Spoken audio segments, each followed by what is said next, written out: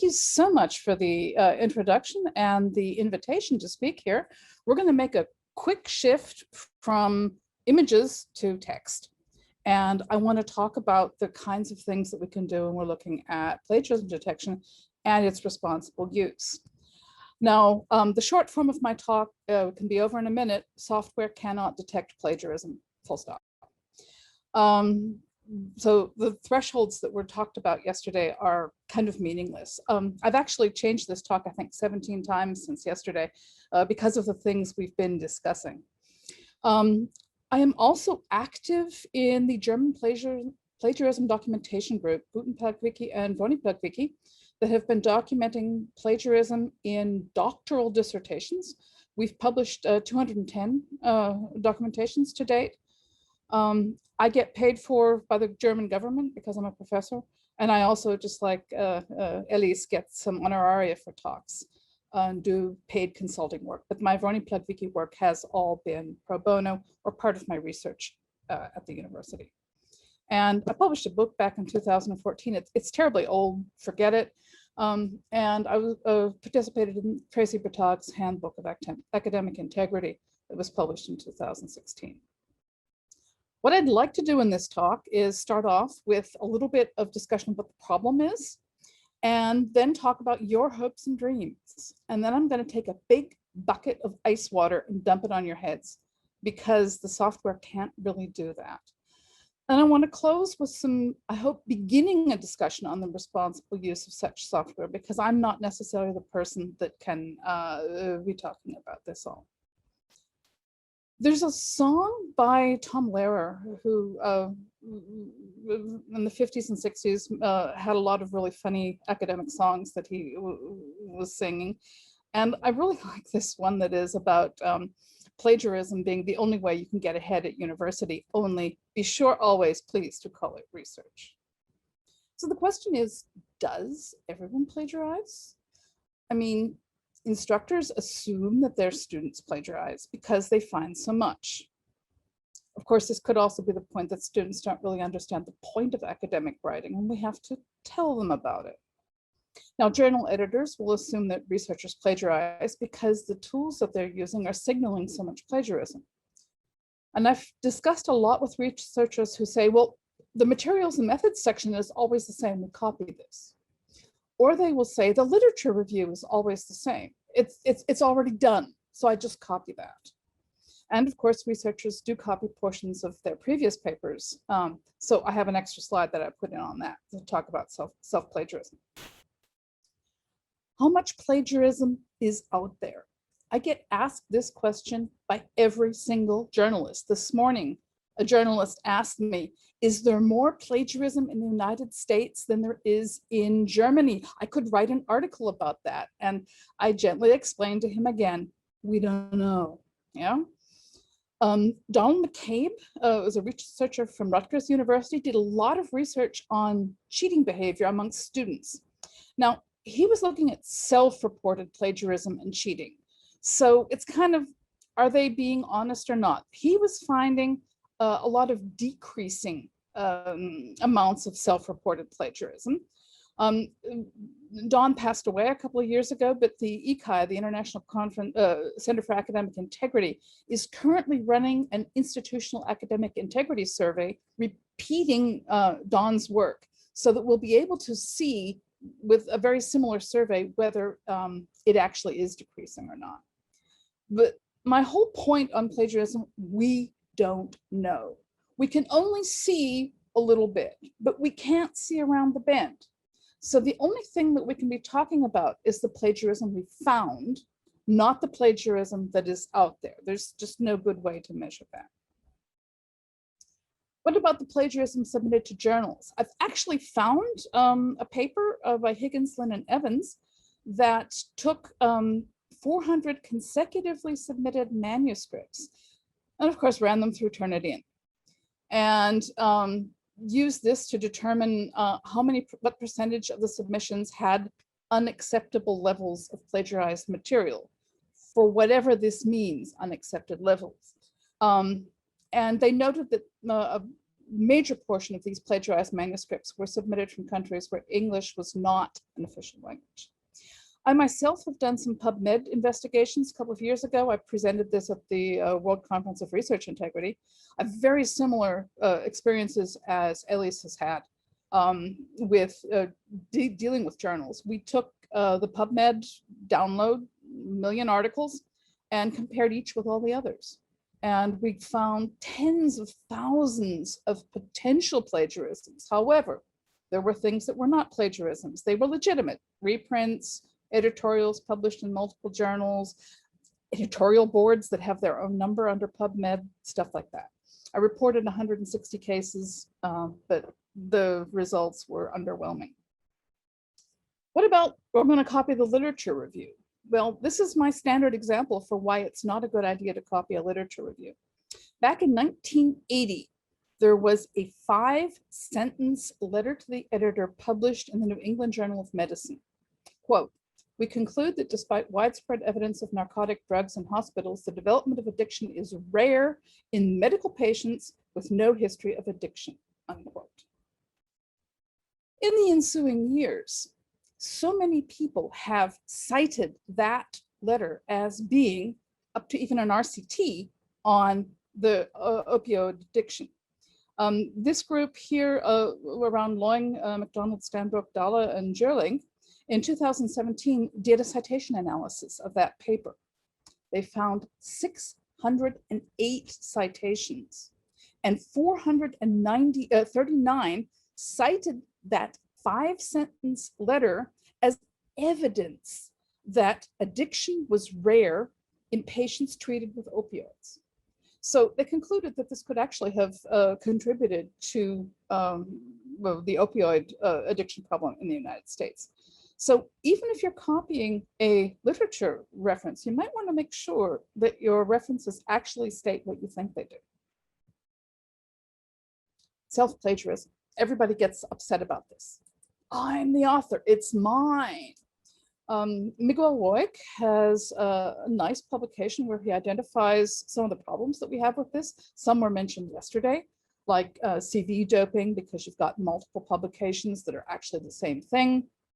Or we have salami slicing. I saw one example of salami slicing where there were 6 papers that were, of course, all plagiarized, but were assumed to be different investigations. And these are actually used as the basis in Germany for determining the age of asylum seekers, whether they are still children or not. So it has real important ramifications that it's not clear that from this paper that it's the same survey that was published 5 other times.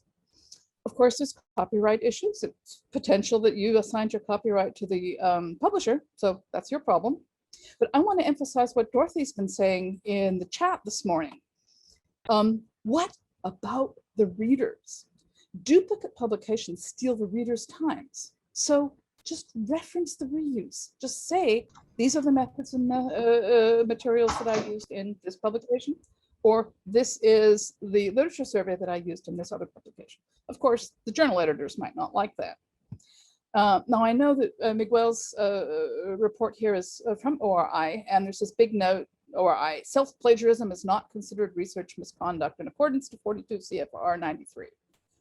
I do consider self-plagiarism to be a problem, and that's something that we maybe need to be discussing a little bit more. So, what are your hopes and dreams? There's so much plagiarism. I keep hearing this desire for a litmus test for plagiarism. What you would like to do is put the paper in and it comes out orange or blue, and it will tell you whether it is a truth or a lie. The world is filled with companies that are very happy to oblige. Now, when we did a market survey for the test that we did that I'll be reporting on in a few minutes, we found like some 50 companies that were willing to sell us something. We ended up working just with these 15. What do they think they're selling? Advanced online plagiarism detection, originality check. Student work is instantly checked for potential plagiarism using, drumroll, pattern recognition algorithms. Easy, quick, accurate. based on the latest research in buzzword, computer linguistics, the most accurate plagiarism checking service and verification of originality. Now, what always surprises me is that all of these tools will report a single number. Some of them will report 2 or 3 that they call a plagiarism or a similarity score. Now, these numbers, as you can see, sometimes to 2 decimal points, you know, look, when I was studying physics, we would get beat if we used something where the numbers had more decimal points than the things we were looking at, and if we used numbers without units. I asked myself, what is this? Percentage of characters, percentage of words, percentage of pages, a percentage of square inches? I don't know. And it's just a number that sounds good. And so we're always hearing people saying, what's the threshold? What's the threshold for when it is plagiarism? Now, when I look at how these tools are used, many universities use them, of course, to check final theses, because these are the ones, you know, we want to see if people actually have learned something. I have heard that many universities check everything that students do to be fair. I even heard at the CRI-CONF Congress at the beginning of March that teachers even want to check what students are writing in forums. That really kind of scares me. They're holding hearings by Zoom and they're recording them, and they're using the support tool to present it to the student. So it's being used in like a courtroom situation. We have journals that are using, you know, checking all the papers and doing a desk reject if they appear plagiarized. Researchers and students wanting to test their own papers. Researchers I've read wanting to test a new paper against their old ones. And everybody wants to know what's the number. Now, I found a lot of unfortunate universities like this one that publishes their approved similarity index. This is how much you can plagiarize, what the software can say, and you still get away with it. To take care of the oversensitivity of the software. Well, yes, there are issues with the software, and that's what we'll get to in a moment. India has even passed, in 2018, from the University Grants Commission, an exact list of how much percentage is minor issue, up to 10%. If a student can resubmit a revised script, or are they debarred from submitting a revised script, or if they're going to be thrown out of school. And so they're using these percentages, again, no unit and no clear what they're using to decide whether people get to continue or not. And I found lots of journals, these are just 2, that also publish some sort of threshold. Now, of course, they're never the same. And you do sometimes wonder, what exactly is this? Now, people worry about the numbers, and it's important that journals understand how badly people worry about this. People will say, I got an immediate rejection notice from ACM Journal because I had 13% similar materials. How do I get my similarity score lower and turn it in? And guess what? There are software systems out there that will rearrange the text so that Turnitin doesn't have a higher number. It will lower the Turnitin value without making the text any better to read. People are worried. I was shocked to see my result and I didn't plagiarize. What should I do? And if I even look on Google, I get these auto-completion things saying, you know, people are looking, they're Googling to see what is the problem with this. So let's look at these software tools. I'm a software engineer, I teach software engineering, so I want to be looking at how these things work. I've been testing plagiarism detection software since 2004. And we began 2018, an international group together with Thomas Schwolteneck, who should also be here today. He was here yesterday. We have a group of researchers from the Czech Republic, Latvia, Slovakia, I'm considered then German, Turkey, and Mexico, that got together and saying, hey, let's see how well these tools work on various languages. The short results are, here's your bucket of ice water. It The software's systems suffer from false positives and false negatives. They react to references that should actually be the same. So here's an example from the doctoral thesis of Carl Theodor zu Gutenberg on Turnitin. It's reacting with 1% plagiarism on just references that he has in the text. They shouldn't be, shouldn't count. They react to common phrases. They react to quotations. I even found this with the same thesis from Carl Theodor zu Gutenberg that Turnitin felt was a plagiarism. Turns out he was using German quotation marks, and they have a different Unicode value than American quotation marks. Turnitin has fixed that now, they assure me. There are hash collisions. So if they're using a hashing system, there's no text that is the same, but it's reacting as positive. Or sometimes people have stored a draft, and this draft is now reacting and showing that there's plagiarism with the same article. We have false negatives, and these are, I think, even worse, especially when we're using software to be fair to everyone. We have to be aware that there are a lot of false negatives. The source is not in the database. The source has disappeared from the internet. The source is in a book. It's not digitized. It's behind a paywall. Okay, that's what you pay Turnitin for. It's well disguised, and as I've said, it's very easy to do. Just swapping the order of words will change it so that it's not detectable by a lot of software systems. And as we've discovered, there's often only a sample that is tested. Our test looked at these 8 languages that at least 2 of us could read, and we looked at these 15 systems.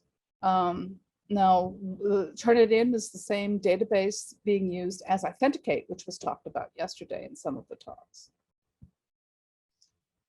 What we looked at was, in addition to usability, I won't go into that, we looked at the coverage evaluation and discovered some things like some of the systems presenting different values for the same document if you tried it a few minutes later. And so we decided not to use their numbers, but our numbers.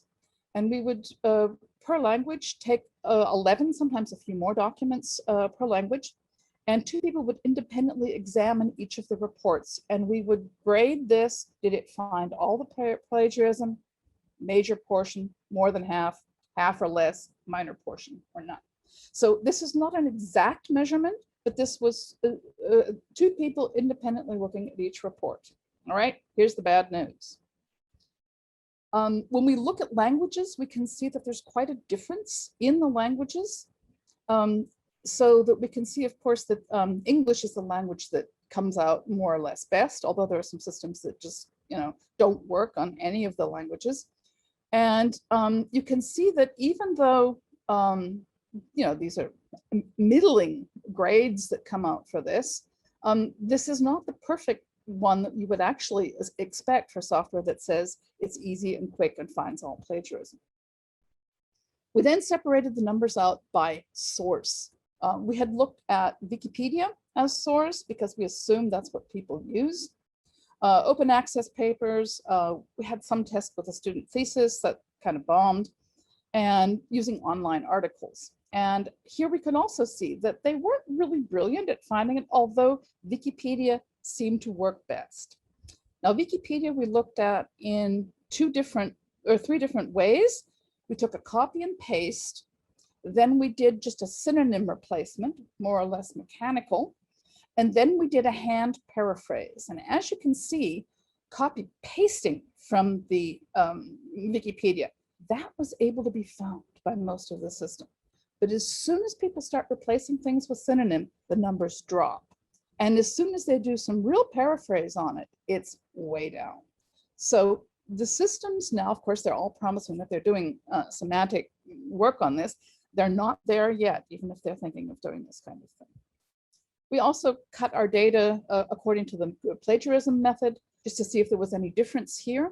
One of our test cases, one of the 11 for each of the languages and each of the systems, was a translation. And the translations bombed.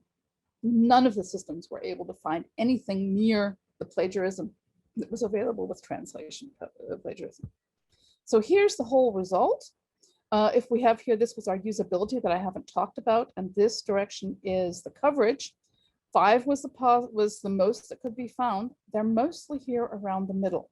So this is our, if you want, this is the function of optimizing what we're doing.